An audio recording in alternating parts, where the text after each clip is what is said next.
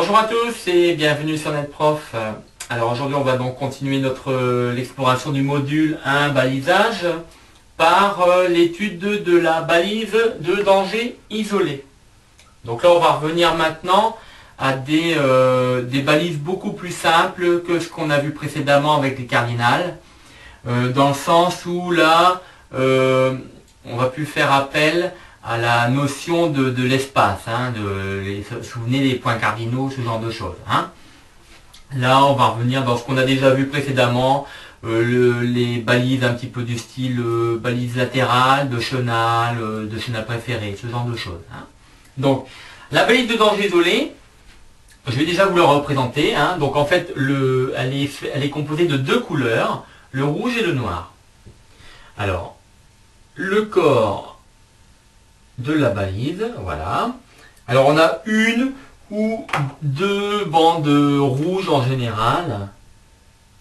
Voilà. Alors horizontale.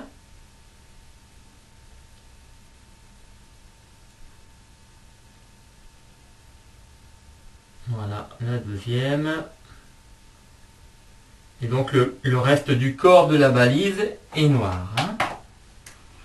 Alors on peut en trouver, c'est souvent d'ailleurs des tourelles maçonnées, vous vous souvenez, on a parlé de ça au début du cours. Donc des tourelles maçonnées, ça peut être des bouées aussi, mais c'est beaucoup plus rare. En général, effectivement, c'est souvent des tourelles maçonnées. Alors voilà le corps de la balise. Et maintenant le voyant, voilà, le voyant, il est composé de deux sphères noires, l'une au-dessus de l'autre. Voilà.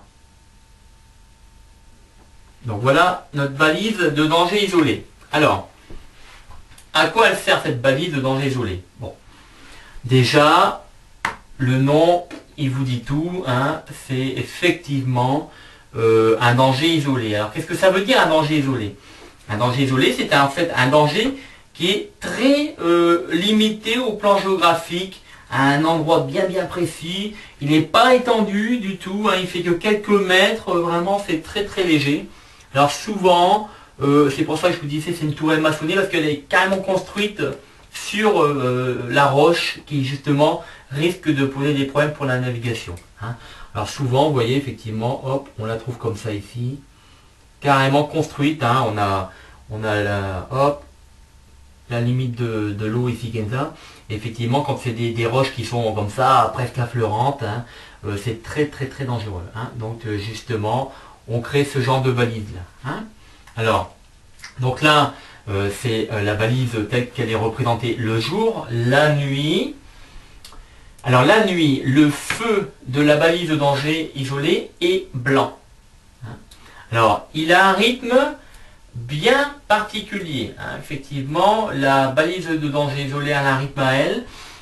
Par exemple, d'ailleurs comme les cardinals, vous vous souvenez, les cardinals, chacune des cardinales a un rythme bien précis. On avait vu d'autres balises au début qui n'avaient pas vraiment de rythme bien particulier. Là, elle en a un qui lui est propre.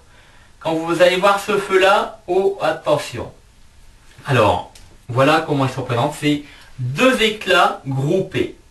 Blanc, je vous l'ai dit, c'est un feu blanc. Donc en fait, je vais déjà effacer ça. Voilà. Hop.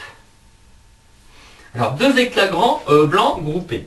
Donc, vous vous souvenez qu'on représente un éclat, un deuxième éclat, un temps mort, ou un temps d'obscurité si vous voulez, deux éclats blancs groupés, hop, un autre temps d'obscurité, et ainsi de suite. Donc voilà le rythme du feu de la danger isolé. Donc surtout, je vous dis, quand vous voyez ça la nuit, attention. Maintenant, la façon dont on doit se comporter vis-à-vis d'une balise de danger isolé. Alors là, c'est plus simple que ce qu'on a vu effectivement dans les cours précédents. À savoir que là, on va pas vous dire, vous devez passer à tel endroit, ou vous devez... vous voyez, c'est pas du tout comme ça. Là, au contraire, cette balise-là, on arrive face à ça, et on passe indifféremment à bâbord ou à tribord. Je prends mon petit bateau, Ce sera beaucoup plus parlant. Imaginons, je vais me mettre là comme ça, voilà. Donc on arrive face à ça, qu'est-ce qu'on fait? On peut effectivement, je vous dis, indifféremment passer à bâbord et on reprend sa route initiale. Hein. Ou alors, on peut passer à tribord, voilà. Alors on l'évite, mais plus, là j'insisterai pas trop sur, comme par exemple dans les balises cardinales, qui là, elles, déterminent des dangers vraiment très étendus, hein, des bancs de roches qui font plusieurs centaines de mètres. Là non, je vous l'ai dit au départ, c'est un danger vraiment très concentré, très limité sur un endroit, qui fait quelques mètres, et de ce fait-là, on l'évite, mais vous pouvez, bon bien sûr vous n'allez pas venir la frôler, hein, au risque qu'une vague vous mette dessus. Mais vous pouvez venir jusqu'à une quinzaine, une vingtaine de mètres. Hein. Donc voilà comment on se comporte face à cette balise-là. Hein. Donc balise de danger isolée. Alors je vous souhaite une bonne journée et puis à bientôt pour le prochain cours. Merci.